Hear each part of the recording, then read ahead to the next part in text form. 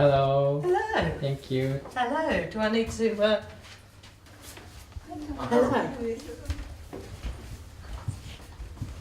I'm Dawn. Nice to see you. I met you 4 years ago. Well, I wondered whether we'd met In a legacy event. at the legacy event at the. There's a reception, wasn't there? Yes. I thought it might be you.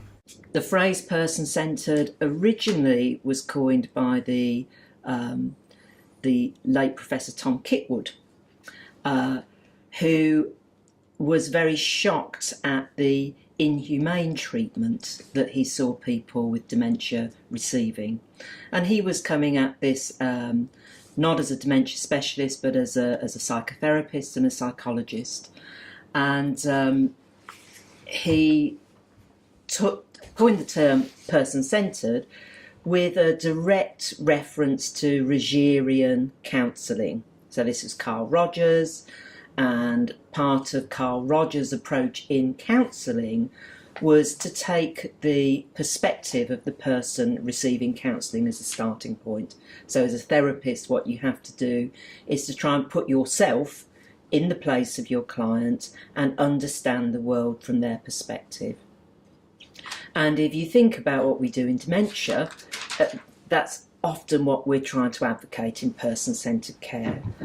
So rather than seeing somebody who is, I don't know, maybe trying to get out of a building as a troublemaker and that they should sit down and behave themselves, actually, if we think that this person can see it's getting dark outside, they're not realising they're at home, they're getting worried that the children may be coming home from school and they won't be there for them.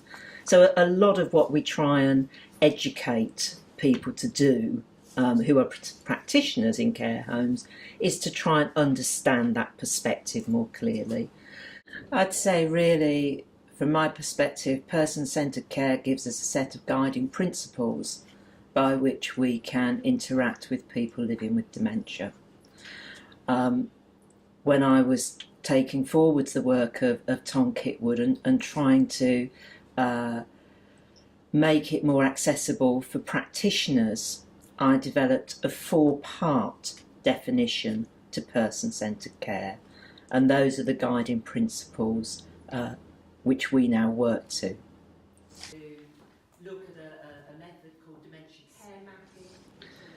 So these 4 principles we've called the VIPS framework, the VIPs framework, because in English those letters stand for the different parts of the definition. So V stands for valuing, and in any care situation we have to recognise that people with dementia are often devalued. It's very easy not to hear that person's voice, to ignore their rights as a citizen. And so if we are working in a person-centred way, we have to very actively value that person and their perspective. The second principle is to recognise that your care needs to be towards that individual. So the I stands for individual. Recognising that if you're a person living with dementia, you've often had a very long life, you have a personality, you have a history, and all of those things are important for us when we're delivering care. So to know who that person is and what their likes, their dislikes, what makes them happy, what makes them sad. So it's about care that's individualised. The third principle is around taking the perspective of the person living with dementia. So that's the P. So that's always trying to see the person's action or their interpretation of what a situation might be meaning to them from their perspective. So if we have somebody, which is very common when people are in care homes, that somebody is becoming very agitated and behaving in a way that is out of the ordinary, our first question is to try and understand that behaviour. What's it trying to say, rather than blaming the person for it or telling them off or doing something like that. And the fourth principle is about providing a supportive social, psychological environment so that the person feels safe, that they feel respected. What we know in dementia, particularly as the dementia progresses, is that people have more and more difficulty communicating their needs. So as care supporters, we need to be super communicators. We need to be really good at helping people feel included and feeling a sense of warmth from our communication. And that's a part of the social environment. That's part of creating that good social environment for people. So those four principles you can apply in any situation in which you are providing care to somebody with dementia. Those four principles can be used if you're giving somebody an injection or doing a leg dressing. They can be used if you're running a group therapy session or a painting session. Equally, you can be running a painting session which might look person-centred, but actually if it's not valuing, if it's not individualised, if it's not taking the perspective, if it's not providing that good social environment, then that's not person-centred. So it's the way in which we support people rather than the thing that we do that's so important. Not the thing, but the... The question I think originally was, is person-centred just a type of dementia care rather than being a set of guiding principles? And my position would be, this is a set of guiding principles that you apply to lots of different types of care. It's not the care, it's not an individual intervention that is person-centred or not. So is it correct to understand that it's a wholesale idea or ideology, or? For me, it's a set of guiding principles. It's our the way in which we interact with, well, for me, both with people with dementia and people without dementia. Because if we use that as our moral code generally, that we value people, we treat people as individuals, we're interested in their perspective, and we try and ensure that people don't feel isolated and that they can't feel confident to give of themselves, you know. So we try and apply those principles in all of our research, in all of our education, and in our way that we are with each other. I was working as a clinical psychologist in the 1980s with people with dementia and older people more generally, and I was very unsure about what my psychological knowledge could bring to bear on when I was working with people with dementia. So in those days my work was very much around what we used to call behaviour management, which was really about trying to control people's behaviour rather than understand it. And it was when I first heard Tom Kitwood speak about the concept of malignant social psychology that it was like somebody had shone a bright light on my practice, and that made me see my patients with dementia, as I would have called them in those days, in quite a different way. That is the biggest shift that people have to make between old culture and new culture. It is recognising that the perspective of the person, that there is a person there who has a voice, who has an opinion, who has feelings and emotion. And I think in old culture we used to think that with the decline in intellectual abilities there was also a decline in personhood, and we know that that's not true.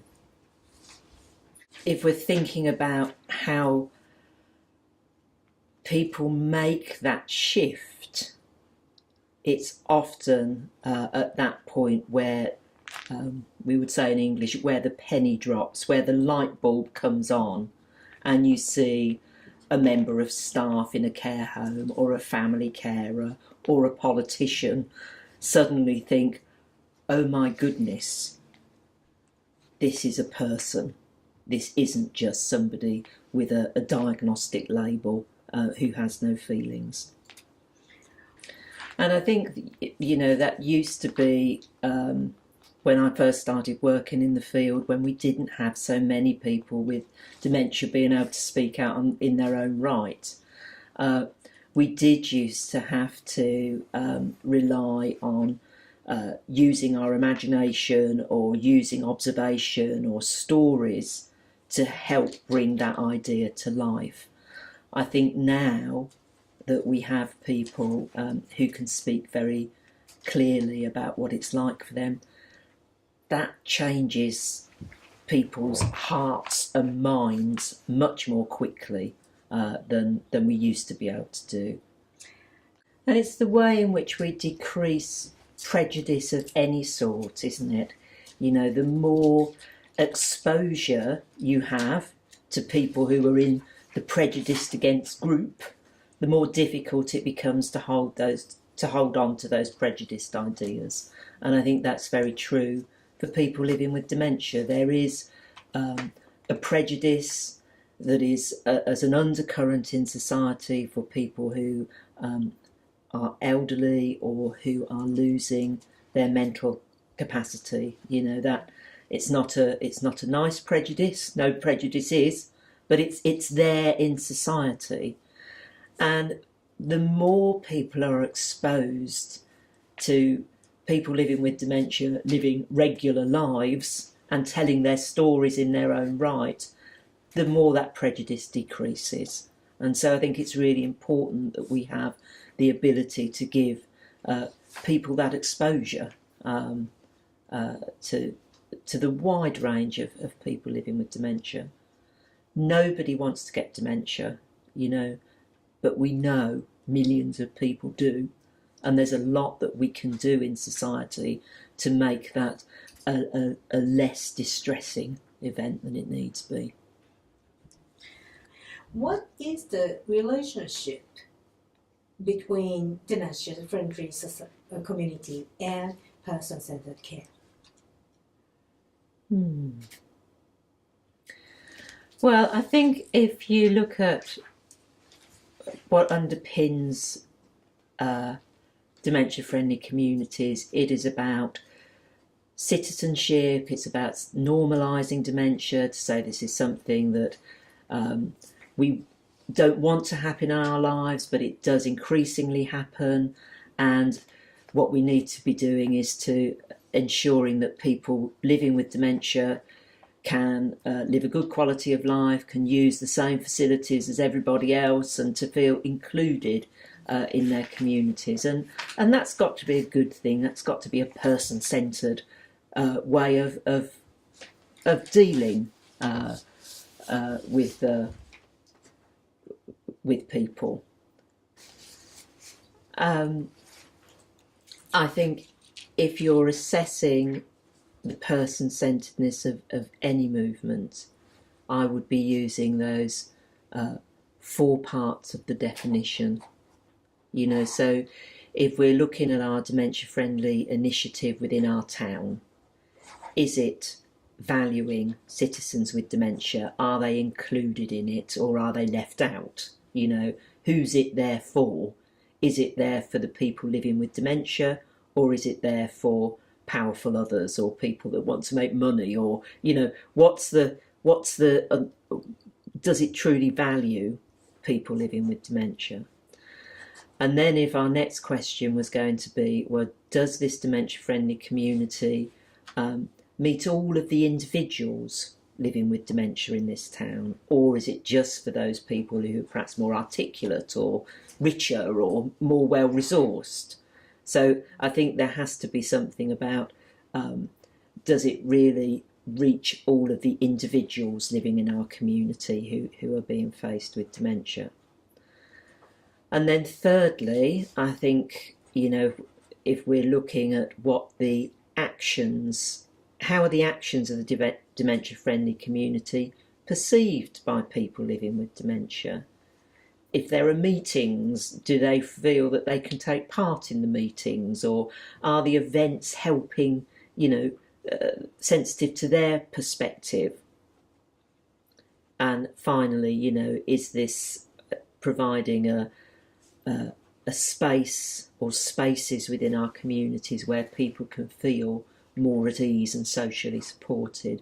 So I think in terms of the elements of a dementia-friendly community, I would take them back to those 4 guiding principles around person-centeredness and ask some good questions about our activities within our dementia-friendly communities.